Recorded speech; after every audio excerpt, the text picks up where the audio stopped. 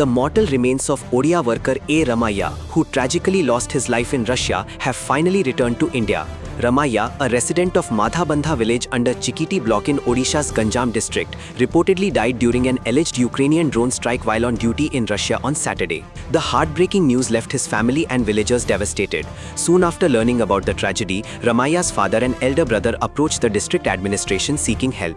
Acting swiftly, the Ganjam district administration reportedly contacted the Indian embassy and initiated efforts for the repatriation of his mortal remains. Sources said Ramaiah had travelled to Russia through the Mykon agency.